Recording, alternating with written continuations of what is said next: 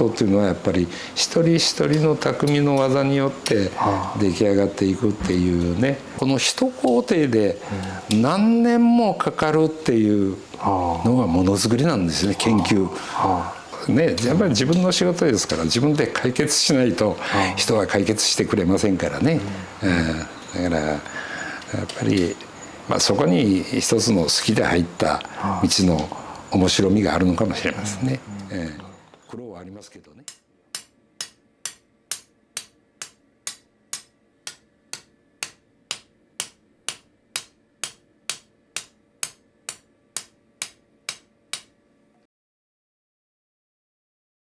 今日は見学させていただいてありがとうござい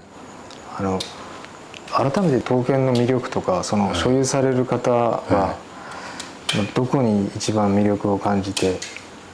所有されるんですか？やっぱり日本刀っていうのは外国人から見れば簡単に言えばロングナイフですからね。ところが日本人にとっては日本刀っていうのは非常に神聖であってね、いわゆる精神的な見方で、見るのが日本刀じゃないかなというふうに思うんですね。もちろんこれが日本刀ができた当時っていうのは当然それは武器として考えられたんですけどね、今はもう武器という問題じゃなくて、やっぱり匠たちの技の集合体であって、それが一本の刀になっているわけですよね。工芸美術品的な要素が出てくると。でそれ武器として持つんじゃなくて一つの財産として持つようなね、今その風潮があるんじゃないかというふうに考えますけどね。先生が刀身をこう鍛えてる時の工程を見させていただいて、最後の仕上げ、その後の仕上げの工程をもしお話しできる部分があったら。あの後はね、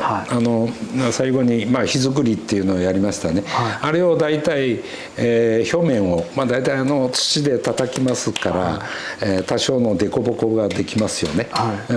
それをヤスリとか線というの道具がありましてね、それで、肉を整えて、その後に約800度の温度で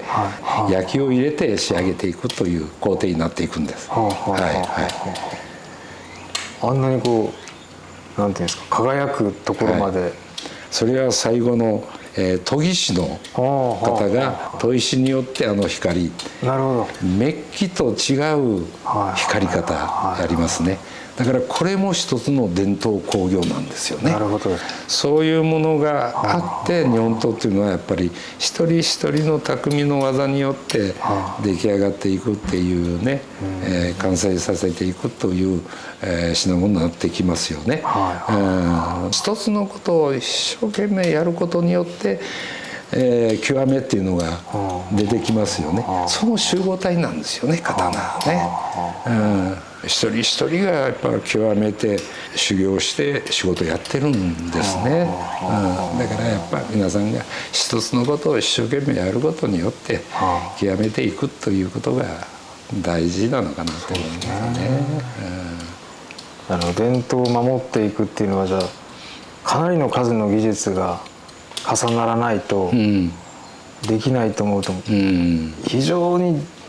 大変なことですよね。そうですね。だからね、ものづくりというのはものを作る時には工程がたくさんありますよね。この一工程で何年もかかるっていうのがものづくりなんですね、研究。一通りやれるけど、ここでつまずく、ここで壁ができるっていうことがやっぱありますよね。それを超えて極めていくっていうことになるのかもしれませんけどね。いわゆるものづくりっていうのは無から有を生まんといかんわけですよね。表に出るのは完成したものが出るわけですよ。ところがその裏には